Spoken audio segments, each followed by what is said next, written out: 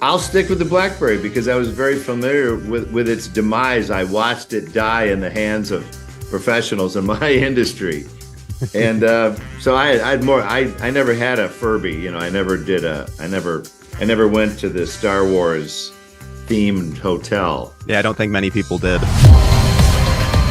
So here I am, Bruce Campbell, sealed inside a cave with the last shreds of humanity's glorious past.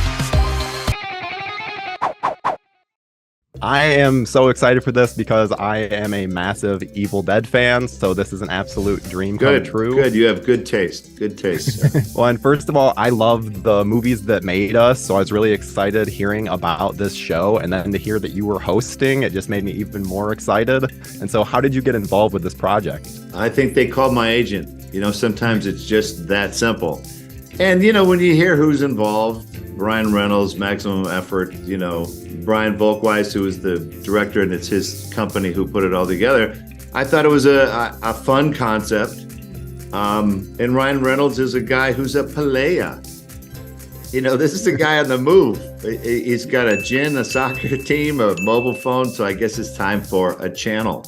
It was actually the first time I saw that he had his own channel. I was shocked.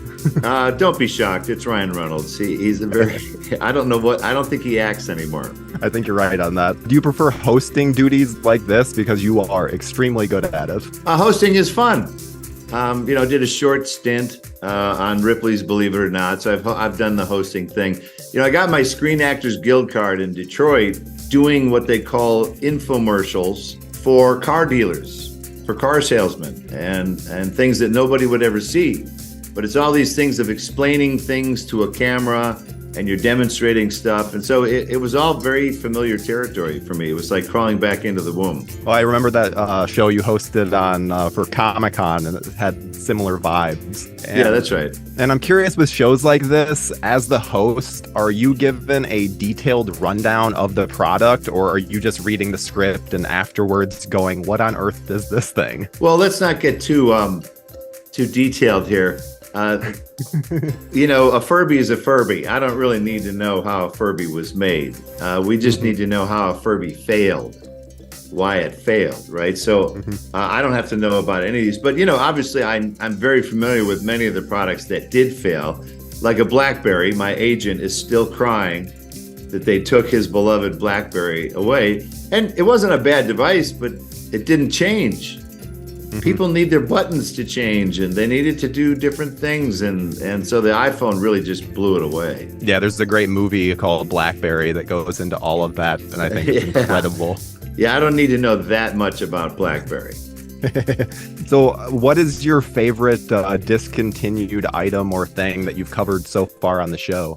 They have a lot, man. I gotta tell you, I think we did 10 episodes, 40 of these things. I'll stick with the Blackberry because I was very familiar with its demise. I watched it die in the hands of professionals in my industry. And so I never had a Furby, I never went to the Star Wars themed hotel. Yeah, I don't think many people did. No, that's why it was discontinued. I was very excited to see that one shown on there just because it is so recent and it was such a big deal when it was announced. So I like that the show is able to span such a various decades. Well, what our show demonstrates too is that you throw stuff up on the wall and not all of it sticks. Even Disney can fail at a Star Wars themed hotel. And this is a lot of bright people working at Disney, right? That enough people thought that was a good idea, and Bob Iger probably went, all right, green light that project. Somebody had to like it enough to do it. And when when something fails, nobody was involved in it. And when it succeeds, there are a lot of creators who are like, that's my movie. I worked on that. There are a lot of people who worked on the original Evil Dead movie that I've never heard of. They're like, oh, I was there. I worked on that movie years ago. Did you? There were only 6 people who worked on that. Well, and I think one unintended thing that comes from this show is kind of showing how nostalgia has a complicated relationship with people. Well, and one example is that the Legend of the Hidden Temple, which is in episode 1 or 2, and it is a show that I loved as a kid, and spotlights on there as to why I was so successful. But then it was brought back, failed, and then just didn't become anything. So I think this show spotlights things that I wasn't even expecting to be spotlighted. Well, it's infotainment, I guess you could say. Yeah. But television is no different. I mean, how many shows have tried to launch and lasted 1 season, 2 seasons, 3 seasons? Some of them last 3 episodes. I remember when Charlie's Angels launched on television as a TV show. This thing went south immediately, and it was supposed to hit it out of the park. So you got to be careful. You never really know. I made a movie for the Sci-Fi Channel called Man with the Screaming Brain, convinced that it would be an immediate hit.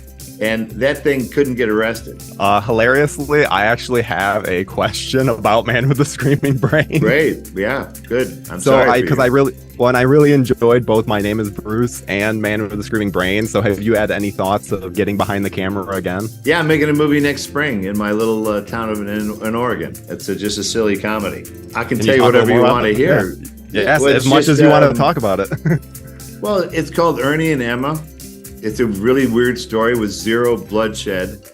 So I'm not sure who's going to watch it, but I don't really care at this point. It's a guy whose wife just died, and she has really detailed instructions of what to do with her ashes. And some of them are fun journeys, and some of them are not, relating to their relationship. And ultimately, she's helping her husband prepare for a life without her. And have you figured out what creative partners you'll have on that? Yes. Any actors we know? Any producers? Well, we know? now here's the thing. We just had a big union strike, right? So I can do, because of my relationship with certain unions, I can do union or non-union stuff. So because within the union itself allows you provisions to do non-union stuff, but they don't talk about it. So I'm not scabbing, but I'm making a completely non-union movie next year. Oh, that is very exciting. Was that something that you had formulated during the strike as something, just in case the strike went on No, too buddy of long? mine, Ted Raimi, the actor, researched into the Screen Actors Guild and found out that there was a clause that says if you're willing to give up your voting rights, and I never voted, if you're willing to not get a Screen Actors Guild award, and they were never breaking my door down, and you can't see free movies in LA, and I never did that either. So if you're willing to give those 3 things up, and that's literally it, you send them a note that says, I want to resign from being I want to become a dues-paying non-member and maintain financial core status. It's a bunch of boilerplate that you send in with your card, your union card. It's a terrifying thing to do. Yeah. And they change your status.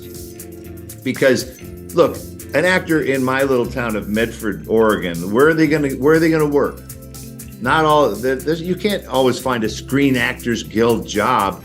Not if you're working for Harry and David commercial or Airport Chevrolet. Those are not union jobs. So you have to allow actors to have that choice. And I want to continue to make low budget movies. I love the low budget environment. I love the lack of pressure when you make a low budget movie. You're really just having fun with your friends. And the only way to do that is, in many cases, non-union.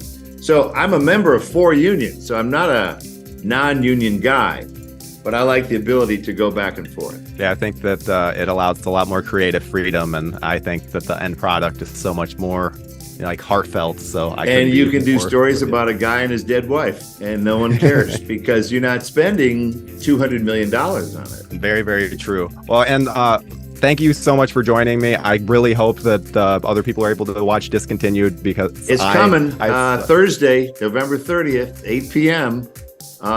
What is it now? Fubo channel. It's the Maximum Effort channel on Fubo and Amazon Freebie. So just got to look it up, but it's coming like a freight train. And then they'll do, weekly episodes. There's 10 of them. This TV show from the future is here to remind you to cherish the past by rediscovering things that were sadly discontinued.